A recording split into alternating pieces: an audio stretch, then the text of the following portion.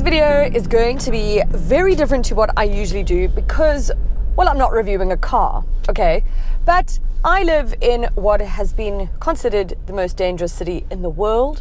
And of course it is very dangerous, but like any place in the world, there are more places that are more dangerous. Do you know what I mean? Areas that are just more dangerous.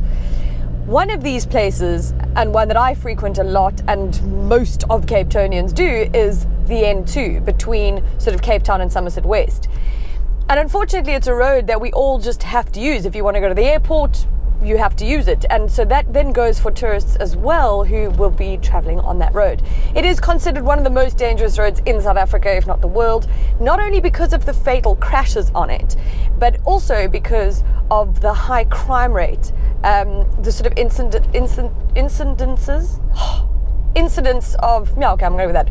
of hijacking and mugging and robbing and that sort of thing. So I thought today, because I'm in a Toyota Fortuna and I've already done a video on it, but I'm on my way through to Somerset West and so I have to drive on the N2. I was on it yesterday, I'm on it tomorrow morning again, and I just thought, well, you know, let's help you guys out just in case something I say flippin' well saves your life. And the other reason is, this morning my husband went through to the airport and he was on a 6 o'clock flight, so he was on that road at 4:30, pitch black, and a car started following him.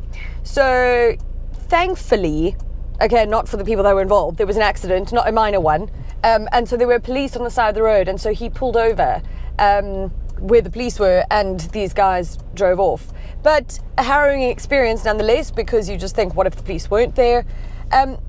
So what I want to do today is just to explain some things that could potentially help. Maybe not. But it's what I do, okay? Because I'm a bit of a wimp, okay? I'm a bit of a pup. So I need to do things. So one of the things is that you just never, ever, ever stop on the N2, okay? Regardless of what is happening. If your tire's gone, f it. You drive on that rim, you damage that tire. Your life is a little bit more worth it than, you know, a rim or whatever. The other way to not break down on the N2, as in so don't stop on the N2, is to avoid, you know, running out of petrol. Okay, so make sure that you always got petrol in your tank, and also maintain your car. I know that's a hard thing to say because some things just go wrong and you can't sort of help it, but if you can, keep your car well maintained so that it doesn't break down on the N2. The other thing is if you see a cardboard box or a plastic bag or anything in the middle of the road, don't drive over it. Chances are it could have a brick or concrete or rocks or something in it that will have to, you know, that will damage the car and then you have to pull over. It's what the criminals do. So don't drive over anything. The other thing is stay in the very far right-hand lane.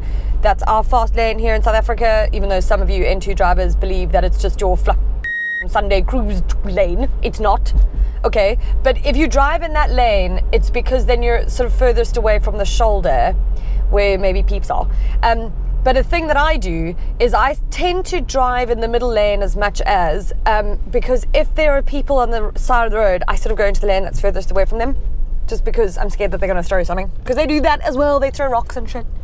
So, I say they, I'm talking about criminals.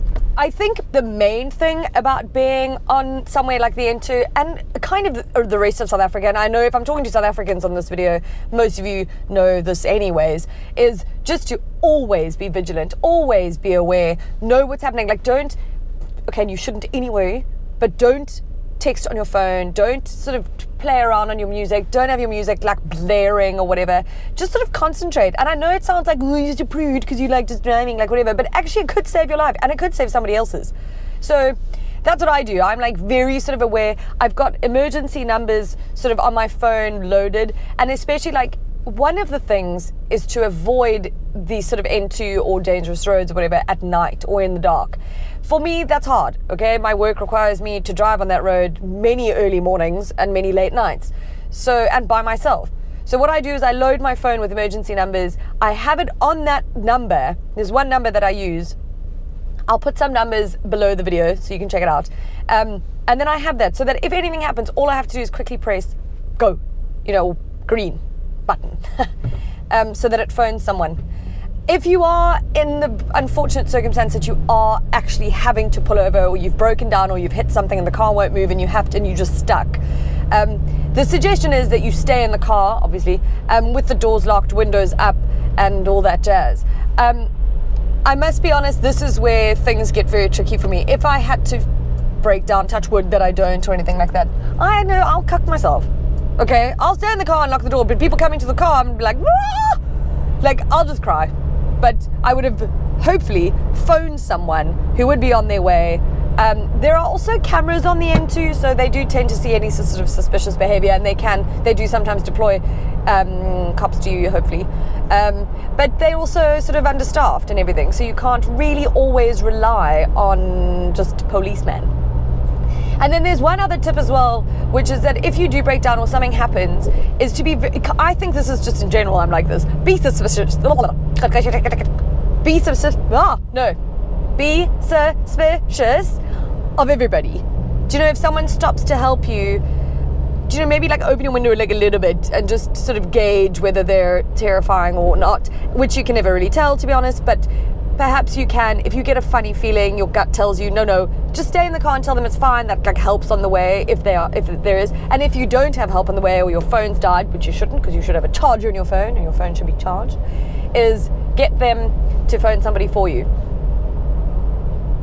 So I hope this has sort of been a helpful video.